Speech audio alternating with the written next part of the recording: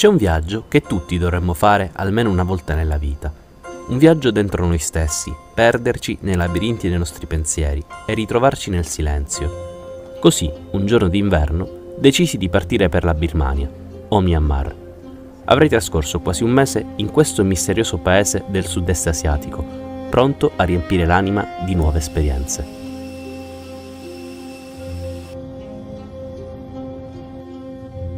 Per anni isolato da una dittatura militare, il Myanmar è oggi uno dei paesi più poveri e meno sviluppati al mondo. È poco più grande della Francia e confina con il Bangladesh, l'India, la Cina, il Laos e la Thailandia. Atterro a Yangon il 14 febbraio, giorno di San Valentino. Si tratta della città più grande e moderna del Myanmar, nonché della vecchia capitale, prima che la giunta militare decidesse di spostarla a Naypyidaw, nel centro del paese.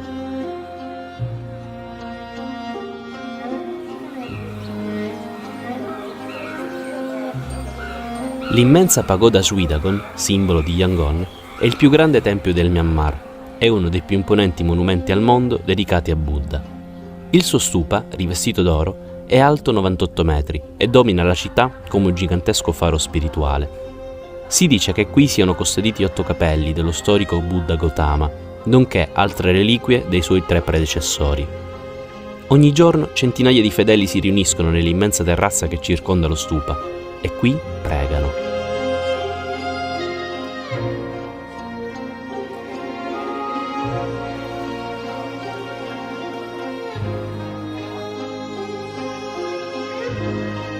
Quando il sole tramonta e le luci iniziano ad accendersi, si assiste a uno spettacolare tripudio d'oro.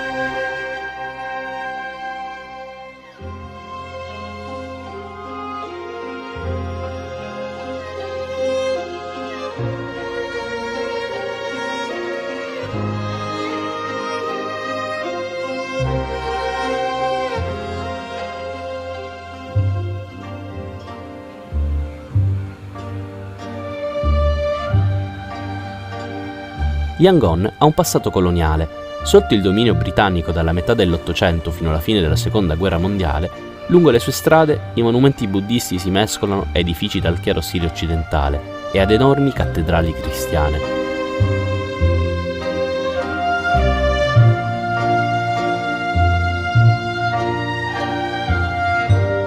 Più di 5 milioni di persone vivono a Yangon e molti di loro, a quanto pare, si spostano usando le imbarcazioni che navigano il fiume omonimo che delimita la città.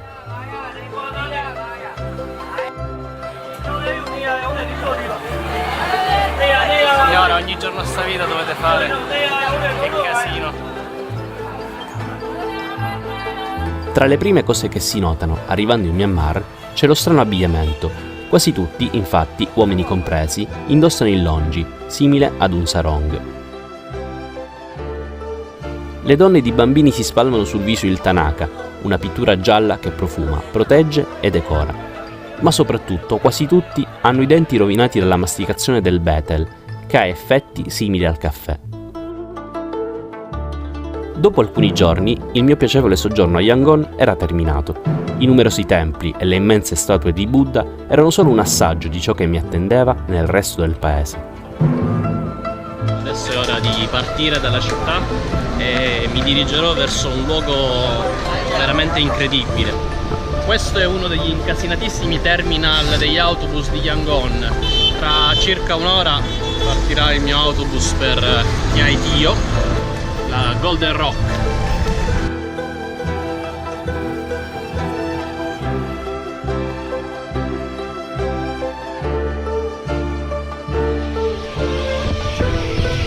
Arrivato a Kinpun, adesso trovo un luogo dove dormire e domani di buon mattino si parte per il peregrinaggio verso questa incredibile Golden Rock. All'alba, centinaia di fedeli salgono a bordo dei camion aperti che vanno in cima alla montagna dove sorge la pagoda Kyaik Tiyo. L'ultimo posto disponibile su questo camion, ne partono in continuazione.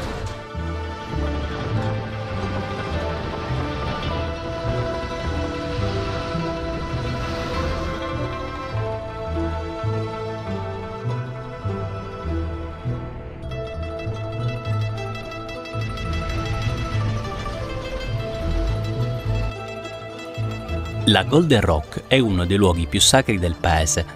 Si trova in cima alla catena montuosa di Ioma e, secondo la leggenda, i pellegrini che compiono il tragitto per 3 volte in un anno vengono ricompensati con ricchezze e fortuna.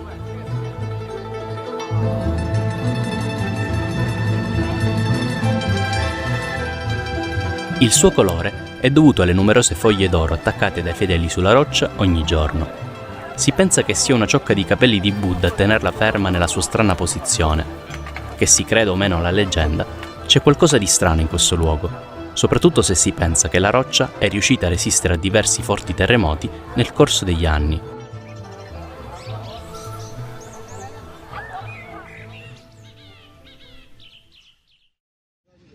Il giorno dopo, con un altro autobus arrivo a Bago, a circa 3 ore da Kinpun.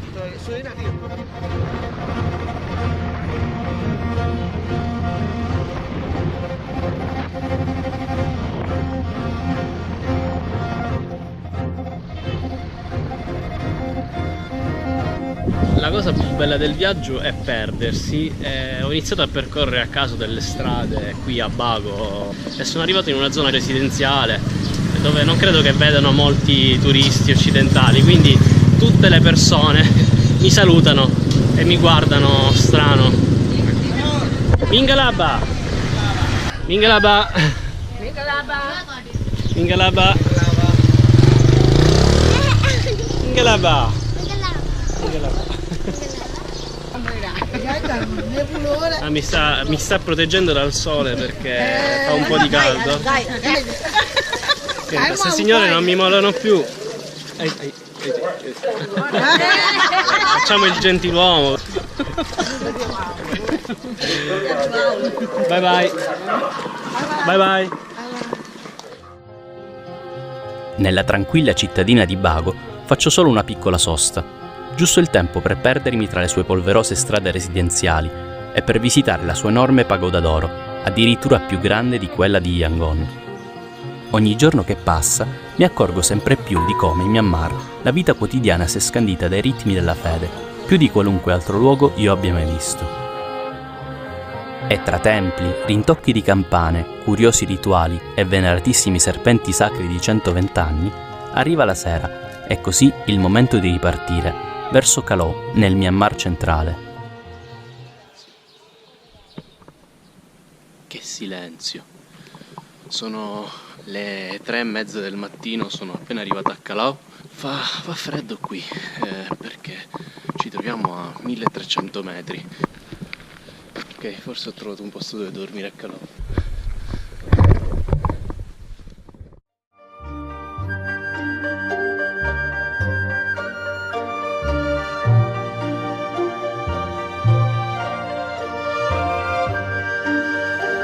Questo piccolo villaggio sarebbe stato il punto di partenza per un trekking di 3 giorni che mi avrebbe condotto fino al lago Inle, uno dei luoghi più suggestivi del Myanmar.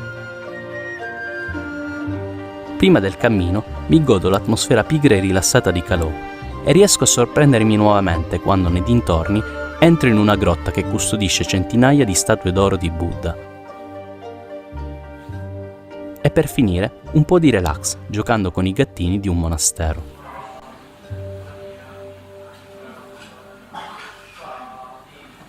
Non chiedo nulla e sono veramente incredibilmente ospitali.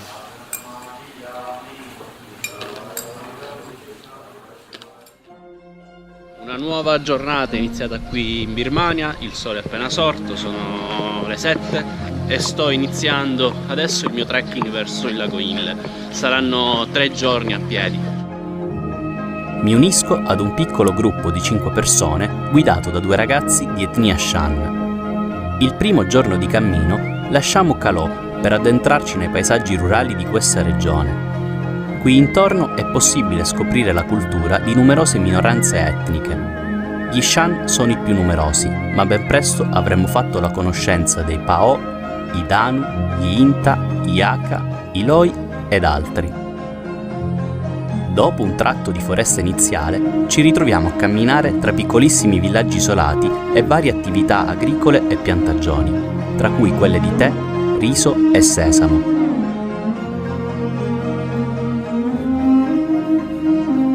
Il sole scende e dopo aver camminato per tutto il giorno ci ritroviamo a dormire per terra nell'atrio di un monastero. Con le prime luci dell'alba osserviamo silenziosamente la tranquilla quotidianità del villaggio.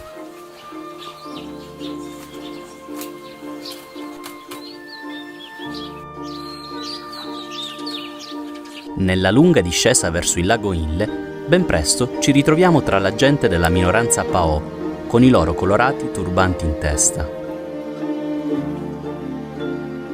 Più ci si avvicina al lago, più sembra di spostarsi nel tempo, oltre che nello spazio. È come ritornare indietro in un'epoca che sembra lontana anni luce dalla nostra società frenetica. Un contatto intimo con la terra e con i suoi elementi, che da queste parti sembra essere ancora intenso. Il terzo giorno, quando il caldo e la fatica sembrano diventare insopportabili, ecco finalmente le acque del lago Inle apparire davanti a noi. Era arrivato il momento di salutare i miei compagni di trekking e scoprire uno dei luoghi più caratteristici del Myanmar.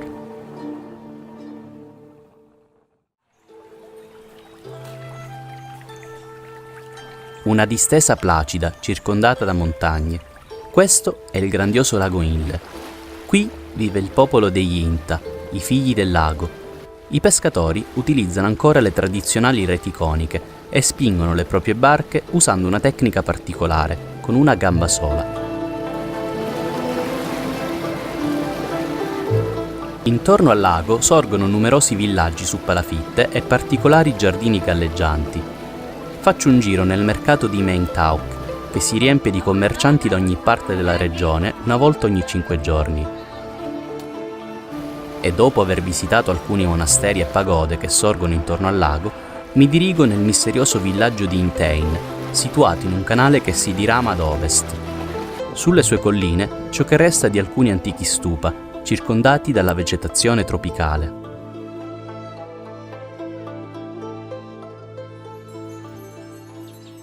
A circa 2 ore di auto ad est del lago Inle si trova il sito di Kakku, una piccola e poco conosciuta meraviglia.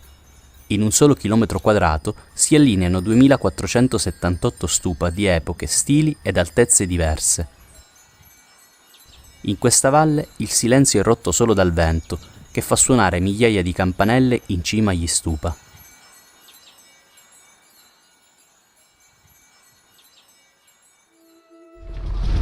E adesso si va a Bagan. Sono a bordo di un autobus, sono 7 ore di viaggio. È veramente molto economico andare dal lago Inle a Bagan, ho pagato circa 8 euro. E dopo un lungo viaggio in autobus scende la notte.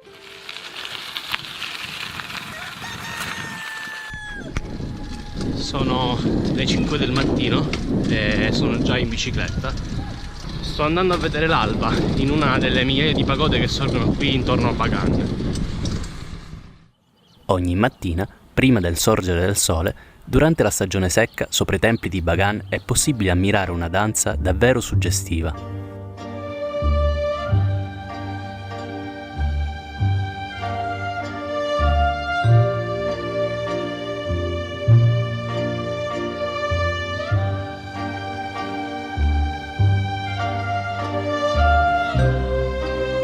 Nelle calde pianure che costeggiano il fiume Yeyarwady sorgono più di 2000 templi, che si perdono a vista d'occhio in ogni direzione su un'area di oltre 70 km quadrati.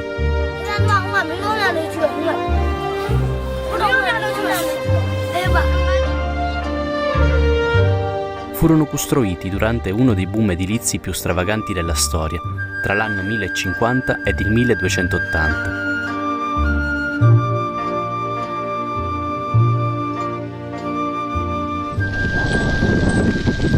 Uno dei modi più piacevoli per esplorare Bagan è sicuramente andare in bicicletta. È veramente spettacolare, uno dei posti sicuramente più belli al mondo. Qui a Bagan ogni alba e ogni tramonto sono una vera e propria opera d'arte. Per 3 giorni consecutivi, spostandomi con una bicicletta, ammiro il religioso silenzio queste fasi di transizione tra giorno e notte, di volta in volta sulla cima di un tempio diverso. Una pace indescrivibile regna su queste valli, difficile spiegare la semplice grandiosità di quei momenti, Uno di quegli spettacoli da ammirare in silenzio, cercando un intimo contatto con la cultura millenaria del Myanmar. Decido di fare una piccola follia e provare a vedere tutto questo da un punto di vista diverso.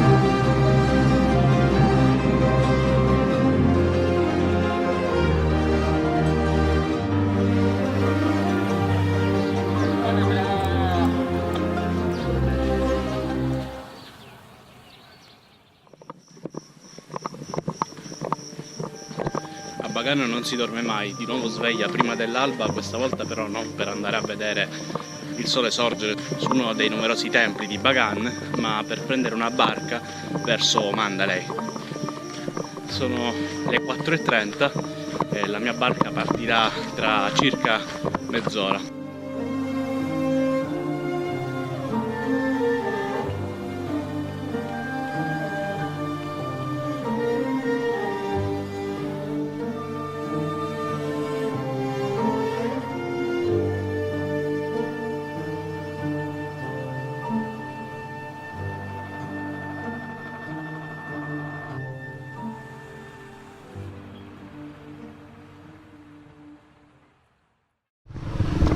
Guidare in Birmania è un casino, soprattutto a Mandalay. Sto andando verso Mingun, che è un piccolo villaggio che si trova al di là del fiume. Bisogna scendere a sud, attraversare un ponte e risalire a nord per altri 20 km. Ho affittato uno scooter e sto andando proprio lì. Uguale al Golden Gate Bridge di San Francisco, più o meno.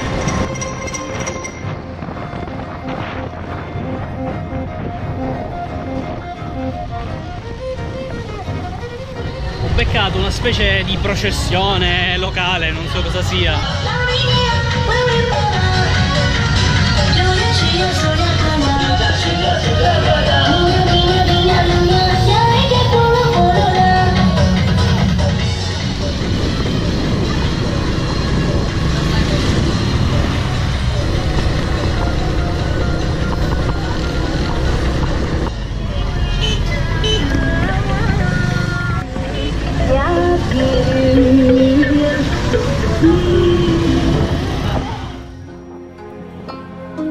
Ed ecco la pagoda di Mingun, probabilmente la più grande pila di mattoni al mondo. Segnata dai terremoti, ne fu completato solo un terzo.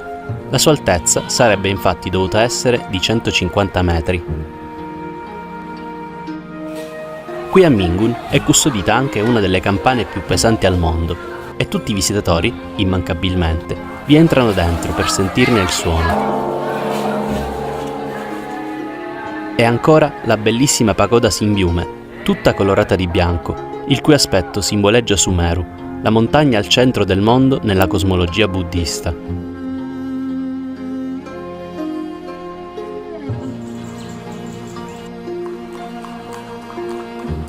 Tornando verso Mandalay, faccio una sosta nel villaggio di Ingwa, situato in una delle zone più incantevoli della regione. Fu capitale del Myanmar per ben 4 volte nel giro di 300 anni, e sembra impossibile guardandolo oggi, con la sua atmosfera rilassata e tranquilla.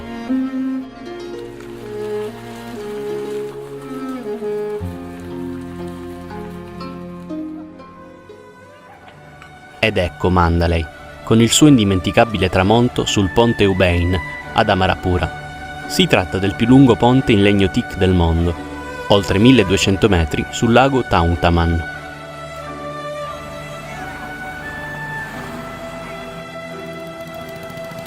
Attraversamento Papere. Nel centro di Mandalay si trova una copia ricostruita del Palazzo Reale, che dall'esterno ricorda molto la città proibita di Pechino. Oggi gran parte della struttura è inaccessibile ed appartiene al regime militare.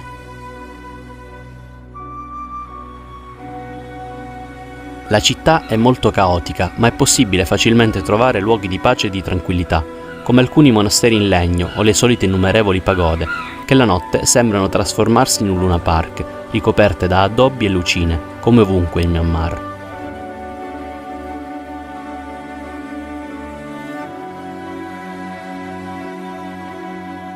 A dominare Mandalay dall'alto c'è una collina. Proprio qui in cima ammiro uno degli ultimi tramonti di questo mio intenso viaggio.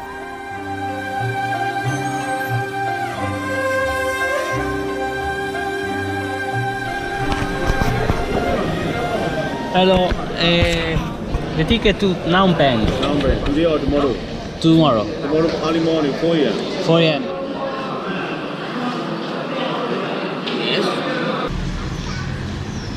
Certo, è emblematico il fatto che nel biglietto del treno ci sia indicato un'assicurazione sulla vita. Chissà perché. Il perché lo avrei capito il giorno seguente, salendo a bordo di un treno diretto a Phnom Penh. Molto lentamente, dopo alcune ore, il treno si avvicina allo scricchiolante viadotto di Gokteik.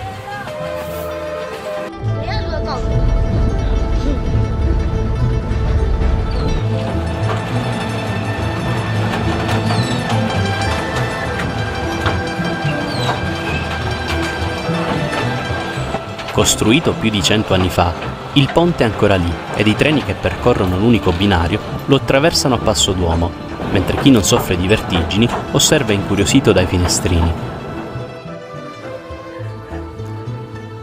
Dopo un'intera giornata a bordo delle caratteristiche ferrovie birmane, rientro a Mandalay in tarda serata.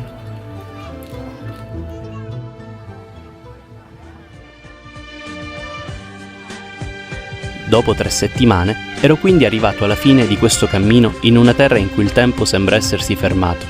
Con il volo da Mandalay a Bangkok e alla turistica Thailandia si sarebbe definitivamente rotta quella magia che mi aveva accompagnato tra i sorrisi macchiati di Bethel, i canti dei monaci, le innumerevoli pagode d'oro e i suggestivi paesaggi rurali del Myanmar. Ma ero davvero riuscito a comprendere questo paese così misterioso? Ero davvero riuscito a perdermi in quel labirinto di pensieri e spiritualità? Impossibile dirlo con esattezza. Ben presto sarei stato di nuovo bersagliato dalle 1000 distrazioni della nostra società materialista, ma difficilmente avrei dimenticato il grande insegnamento che il Myanmar mi aveva lasciato: imparare ad ascoltarsi.